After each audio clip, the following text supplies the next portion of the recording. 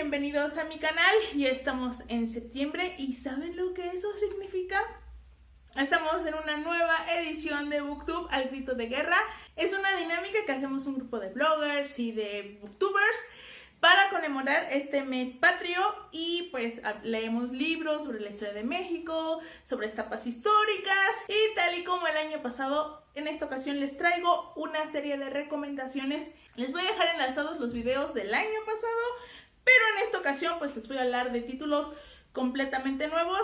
En esta ocasión les voy a hablar de libros que abarcan la historia de nuestro país desde la época prehispánica hasta el imperio de Maximiliano. Ya a diferencia del video que verán la próxima semana, no tengo ninguno de estos libros, pero están en mis planes adquirirlos y espero que en el transcurso de la semana algunos de ellos lleguen a mis manos. Y bueno, les estaré diciendo cómo conseguirlos, los que ya tengo ubicados. Empezamos con El conejo en la cara de la luna de Alfredo López Austin.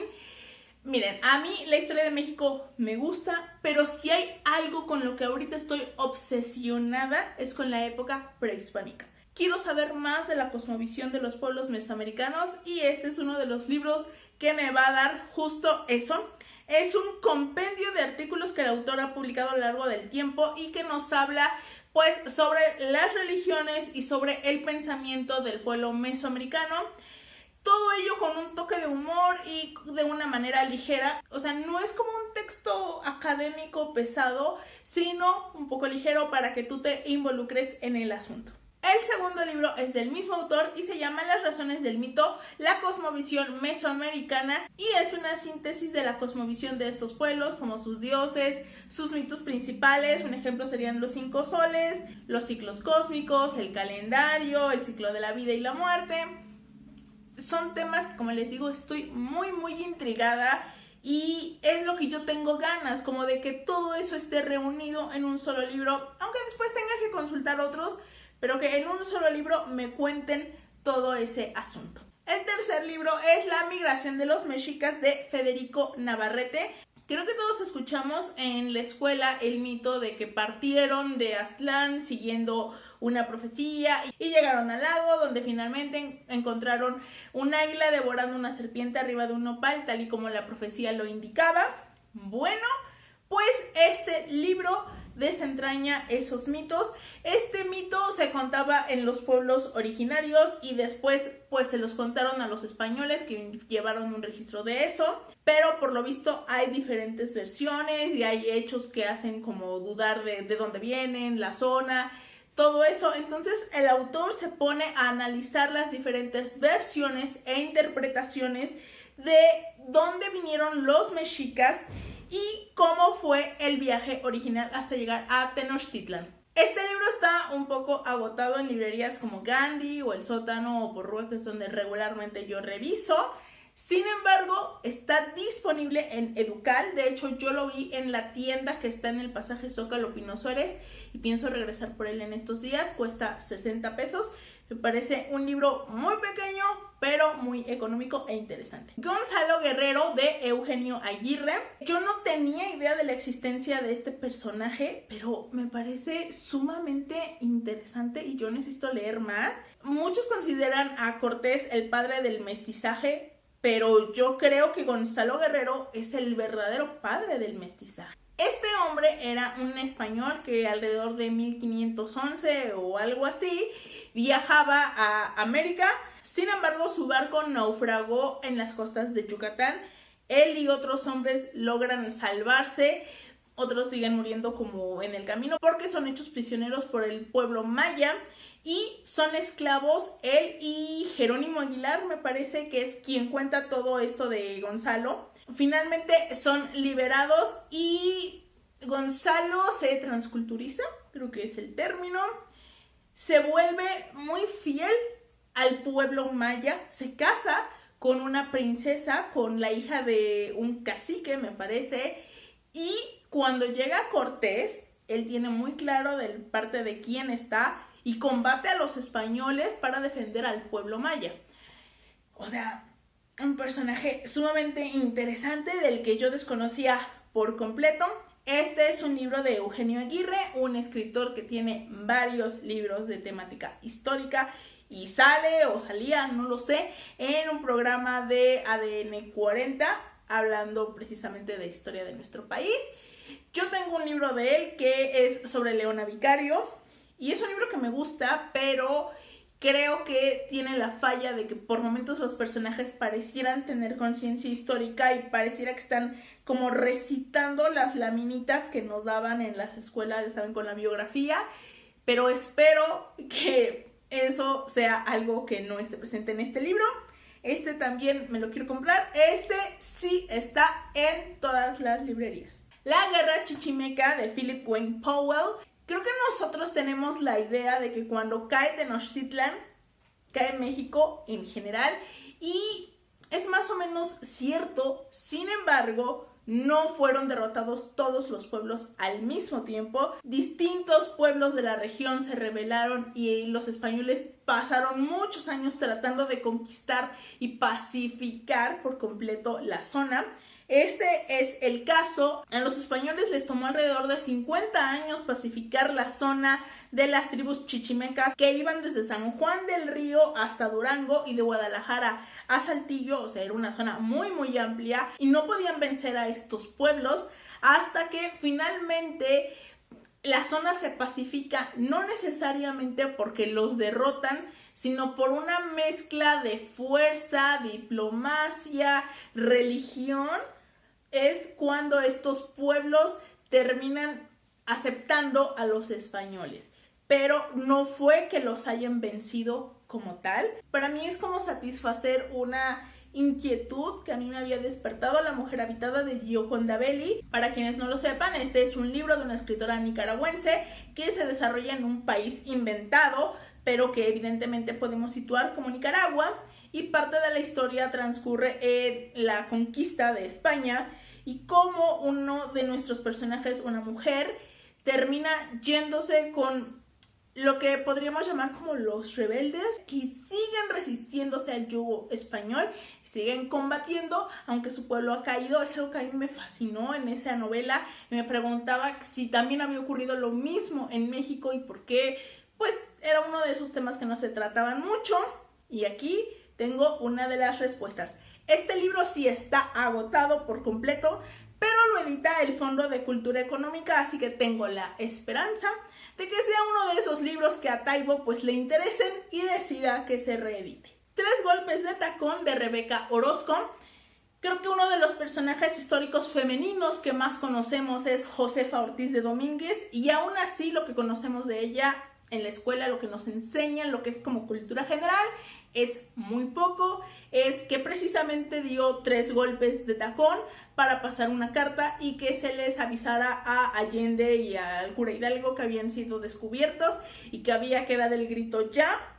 Pero este libro nos habla más de este personaje, quién era, cómo vivía en aquellos años, ya saben, su matrimonio con el corregidor, su supuesto amorío con Allende. No es que dude de ese amorío, lo que pasa es que a mí siempre me ha molestado ese tufillo como, claro, es que avisó porque pues había que avisarle a Allende, como si a final de cuentas el movimiento político en el que ella estaba involucrada de manera total pasara a segundo término para proteger a su amante. Eso es como lo que a mí me ha molestado del manejo que se le ha hecho como esa parte de su historia. Y nos hablan de un aspecto importante, porque las mujeres en aquella época eran un rol totalmente secundario, eran el ángel del hogar. La mujer nunca se involucraba con asuntos políticos, nunca se involucraba con asuntos del marido, y sin embargo ella tiene un lugar muy especial en la conspiración y en la historia, porque este libro también nos habla un poco del imperio de Iturbide, cuando la emperatriz Ana María la invita a Josefa a ser parte de la corte y Josefa dice, quien es reina en su casa no va a otra, o algo así. O algo así. Justo estoy leyendo ese libro ahora y se me fue la cita. Este libro está agotado en tiendas, o al menos yo lo he buscado, no lo he encontrado, pero está disponible en Bookmate. en su sección Premium. Así que yo espero en algún momento tener tiempo, pagarme mi membresía Premium de un mes y leerlo. Calleja y Morelos, las memorias de un insurgente desconocido, de Irving Reynoso. Este libro está contado por Eusebio Prieto, un pícaro soldado realista que está bajo las órdenes del sanguinario Félix María Calleja, y nos cuenta precisamente todo lo que ocurre desde el bando realista, de cómo eran los combates y pues la rivalidad con Morelos y Matamoros. Además, el libro se centra mucho en el sitio de Cuautla, en los rumores de que había un niño milagroso, en Matamoros. En fin, lo que me interesa de este libro es conocer más sobre Morelos. He leído muy poco de él y creo que es de los personajes que más me interesan en este momento. El problema con este título es que sí está un poco agotado, al menos yo no lo he visto, pero confío en localizarlo, aunque sea en tiendas de segunda mano. Memorias desde Liorna. He visto que hay como otras variaciones del título, pero dejémoslo así, en Memorias desde Liorna, de Agustín de Iturbide. Este es un alegato político de Iturbide que escribe desde el exilio, precisamente en Liorna, y nos cuenta pues cuáles fueron sus motivaciones, qué lo impulsó a todas las acciones que tomó, y se defiende de las acusaciones que finalmente terminan con su imperio y lo mandan al exilio. Es un libro muy corto y me parece que lo edita Conaculta.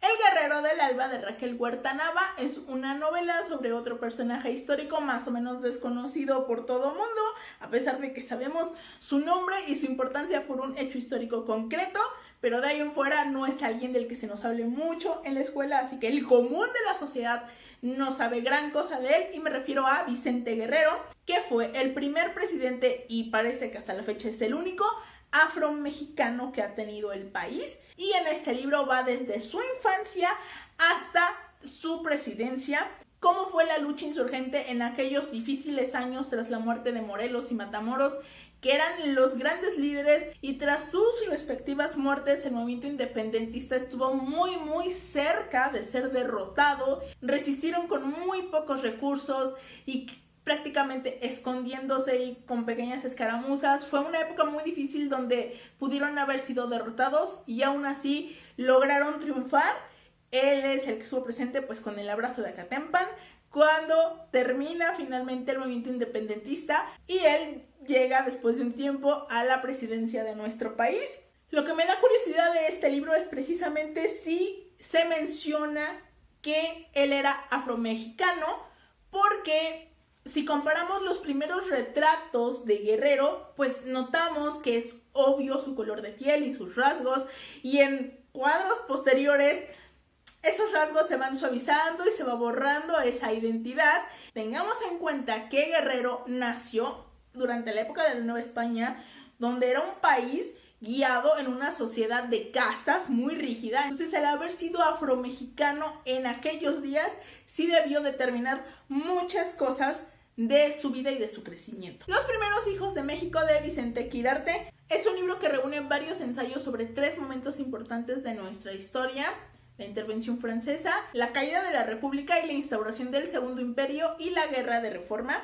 Nos habla no solo sobre esos sucesos, sino que menciona personajes como Guillermo Prieto, Ignacio Altamirano, Justo Sierra y Vicente Riva Palacio. Y finalmente, Viaje a Yucatán, de Carlota de Bélgica. Así es, la emperatriz Carlota escribió un libro. Bueno, en realidad es una recopilación de todos los textos que escribió entre 1865 y 1866, que fue una época en la que realizó un viaje a Yucatán, por 2 razones. En primer lugar, para darse a conocer, porque pues ella era la emperatriz, todo el país tenía que conocerla y toda la cosa, entonces pues era un viaje de promoción, pero también ella se sentía atraída por la cultura maya, entonces viaja a este lugar, y dicen los estudiosos de la época que ella estaba fascinada. Creo que cuenta uno de sus descendientes que durante este periodo en el que ella estuvo en Yucatán, escribió muchas cartas a su padre diciéndole lo feliz que estaba ahí, lo maravilloso que era el lugar, y leí algo, creo que en México desconocido o algo así, les voy a dejar enlazado, y hablaban sobre el impacto que tuvo en el lugar y en la identidad regional la visita de Carlota a aquellas tierras. Eso fue todo en esta ocasión. Nos vemos en el siguiente video. Espero que esta lista de recomendaciones les haya gustado y evidentemente estos son libros que yo he ido investigando, que me llaman la atención, pero aún así estoy segura que desconozco muchísimos títulos, así que si ustedes conocen otro título que no solo yo, sino todos los que veamos este video deberíamos conocer para descubrir a más personajes de nuestra historia y más situaciones que no sabemos, por favor, déjenmelo en los comentarios y yo se los agradeceré enormemente. Eso fue todo, nos vemos en el siguiente video. Adiós.